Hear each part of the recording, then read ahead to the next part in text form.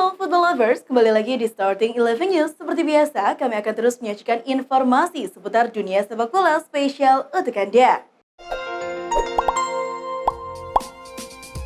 Meskipun telah dijamin mendapatkan setidaknya 50 juta euro dari Liga Champions, namun jika gagal lolos ke babak gugur, maka Juventus akan mengalami kerugian besar. I Bianconeri telah mengawali musim mereka di Liga Champions dengan buruk usai menelan 2 kekalahan beruntun dari PSG dan Benfica, masing-masing dengan skor 1-2.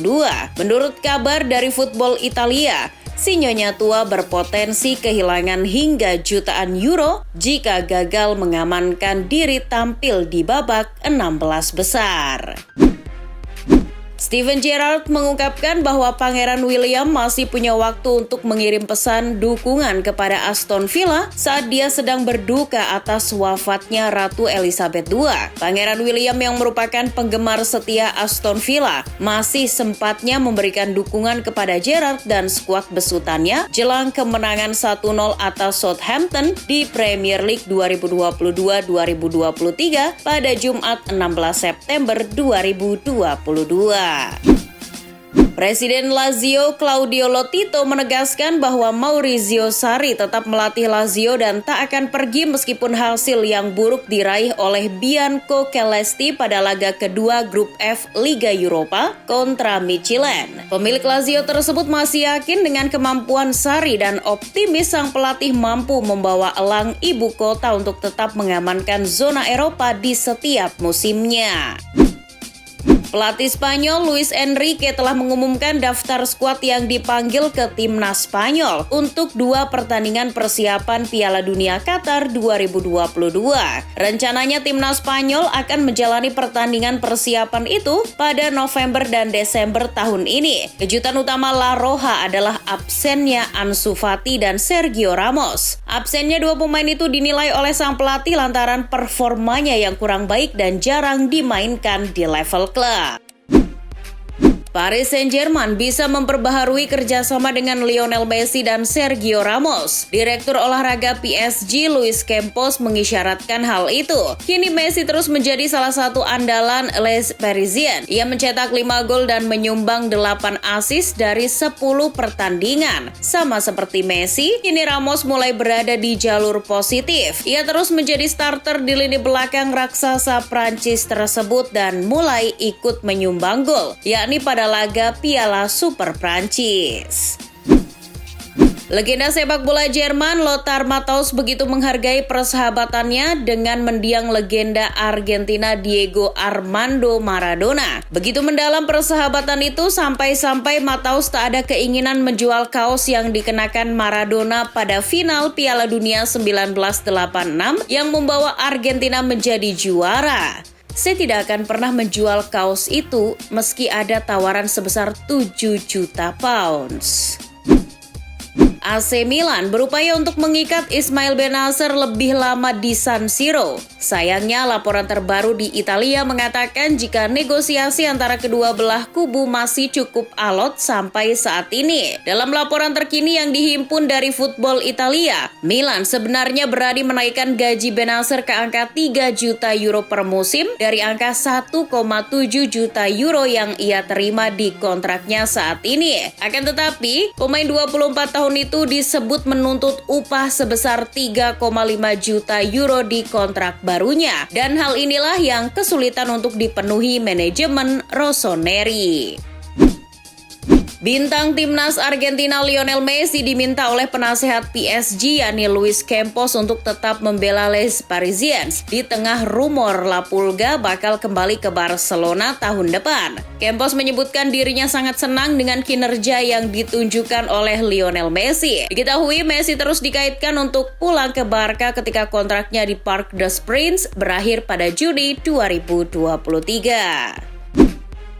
Timnas Indonesia akan menjamu Kurakau dalam pertandingan persahabatan pada akhir September mendatang. Sin telah merilis daftar 23 pemain untuk laga tersebut. Di balik pemanggilan para debutan, Sin juga harus menyingkirkan beberapa nama pemain yang biasanya menjadi langganan Timnas Indonesia. Terdapat 5 nama pemain langganan Timnas yang disingkirkan oleh Sin demi memberi kesempatan bagi para debutan itu.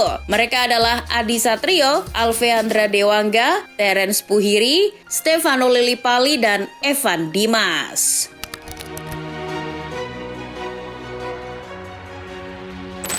Dari hasil pertandingan Serie A, sang juara bertahan AC Milan bertekuk lutut saat menjamu Napoli dalam lanjutan Liga Italia. Milan menyerah 1-2 di tangan Il Partenope. Kedua kesebelasan gagal mencetak gol pada babak pertama. Napoli membuka skor lewat penalti Matteo Politano pada menit ke-55. Milan berhasil menyamakan kedudukan pada menit ke-69 melalui gol Oliver Giroud. Namun gol Giovanni Simeone 9 menit kemudian memastikan kemenangan 2-1 Napoli atas Milan. Kemenangan ini membuat Napoli kian kokoh di puncak klasemen Serie A. Di laga lain, AS Roma harus mengalami kekalahan 1-0 dari Atalanta. Bermain di kandang sendiri nyatanya tak membuat Serigala Roma mampu mengungguli tim tamu dengan mudah. Giorgio Scalvini justru membawa Atalanta unggul lebih dulu di menit 35. Setelah itu, Roma tak menunjukkan perlawanan yang berarti. Skor 1-0 bertahan hingga akhir laga. Dengan kemenangan ini, Atalanta menempel ketat Napoli di puncak klasemen. Udinese yang bosan menjadi klub mediocre kembali meraih kemenangan usai mengalahkan raksasa Serie A Inter Milan dengan skor 3-1. La Beneamata memimpin lebih dulu lewat gol Nicolo Barella di menit 5. Namun, anak asuh Andrea Sotil bangkit dengan cepat. Gol bunuh diri Milan Skriniar menit 22 jadi pelecut semangat Zebrete. Babak kedua pun jadi milik Udinese. Mereka menambah 2 gol melalui Jakabiol dan Tolgani Arslan di menit 85 dan 90+3. Kemenangan ini membuat Udinese merangkak ke urutan 3 dan Inter turun ke peringkat 7 klasemen Serie A.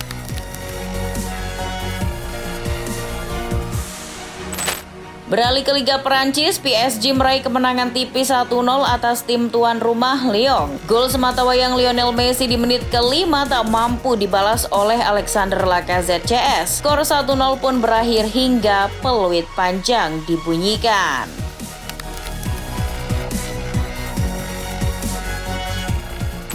Bergeser ke daratan Inggris, Arsenal kembali ke jalan yang benar. Anak asuh Mikel Arteta kembali meraih 3 poin usai mengalahkan Brentford dengan skor 3-0. Laga berjalan mudah bagi Arsenal. Mereka unggul cepat di menit 17 melalui William Saliba. Lalu menit 28 Arsenal bahkan sudah berhasil menggandakan keunggulan melalui gol Gabriel Jesus. Di babak kedua, Fabio Vieira melengkapi kemenangan The Gunners dengan golnya di menit 49. Kemenangan ini membuat Arsenal kembali merebut puncak klasemen dari Manchester City. Di pertandingan Liga Inggris lain, Everton racikan Frank Lampard akhirnya meraih kemenangan perdana musim ini usai mengalahkan West Ham dengan skor tipis 1-0.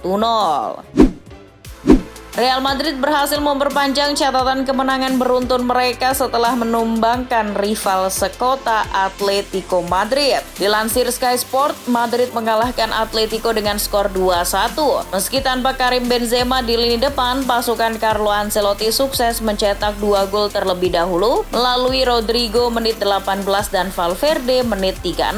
Anak asuh Diego Simeone hanya mampu membalas sebiji gol melalui Hermoso menit 83. Kemenangan ini membuat Los Blancos tak tersentuh di puncak klasemen La Liga. Garuda Muda memastikan diri lolos ke Piala Asia 2023 setelah mengalahkan Vietnam 2023 pada kualifikasi Piala Asia U20 2023. Dilansir CNN Indonesia, bermain di Stadion Gelora Bung Tomo, Surabaya, anak asuh Coach Shin mendapat perlawanan sengit dari Vietnam U20. Kedua tim saling berbalas gol, tapi Dewi Fortuna masih berpihak pada Indonesia. Gol Indonesia dicetak oleh Marcelino Ferdinand menit 60, Muhammad Ferrari menit 82, dan Rabani Tasnim menit 85. Sedangkan Vietnam hanya mampu membalas 2 gol saja lewat gol bunuh diri Ferrari menit 66 dan 1 gol dari Din Swantin menit 79. Skor 3-2 pun tersaji di akhir laga dan memastikan Indonesia lolos sebagai pemuncak klasemen Grup F. Union Berlin kembali beri kejutan di sepak bola Jerman. Tim ibu kota kian kokoh di puncak klasemen Bundesliga setelah mengalahkan Wolfsburg dengan skor 2-0. Dilansir Bleacher Report, 2 bomber andalan Union yakni Geraldo Becker dan Jordan Pevok jadi aktor utama di balik kemenangan ini. Berkat tambahan 3 poin, Union telah mengumpulkan 17 poin sehingga berjarak 2 poin dari Borussia Dortmund yang berada di urutan kedua klasemen. Situasi yang berbeda justru ditunjukkan oleh sang juara bertahan Bayern Munchen. Dilansir Bundesliga Fan, Bayern dianggap tengah menghadapi krisis lantaran hanya meraih 3 poin dari 4 pertandingan terakhir. Anak asuh Julian Nagelsmann hanya meraih 3 hasil imbang dan 1 kekalahan. Performa buruk ini juga disadari oleh Direktur Olahraga Bayern, Hasan Salihamidzic. Ia merasa timnya kurang fokus dan kesulitan untuk mencetak gol. Kini mereka terdampar di posisi 5 dengan mengumpulkan 12 poin. Pertandingan Arsenal kontra Brentford tadi malam telah menjadi sorotan karena Mikel Arteta memainkan pemain muda bernama Ethan Nwaneri. Dilansir Bleacher Report, pada menit ke-90+2, seorang bocah berusia 15 tahun 181 hari bernama Ethan Nwaneri menjalani debutnya di Liga Inggris bersama The Gunners. Ethan mengukir sejarah dengan menjadi debutan termuda di Liga Inggris. Situasi Juventus makin sulit setelah menelan kekalahan dari tim promosi yang menjadi juru kunci Serie A AC Monza. Dilansir Marca, kekalahan mengejutkan dari Monza menimbulkan keraguan pada sang pelatih Max Allegri. Kekalahan ini bakal jadi catatan khusus manajemen Juventus terhadap Allegri, sekaligus bikin Juve kian berantakan. Kini mereka terlempar ke urutan 8 klasemen Serie A. Melalui akun resmi Instagram mereka, Brighton mengumumkan bahwa Roberto De Zerbi ditunjuk sebagai pelatih anyar mereka. Ia bakal menggantikan Graham Potter yang berlabuh ke Chelsea. Dilansir Sky Sport, De Zerbi telah menganggur sejak meninggalkan Shakhtar Donetsk pada bulan Juli lalu. Dan kini ia telah menandatangani kontrak berdurasi 4 tahun bersama The Seagulls.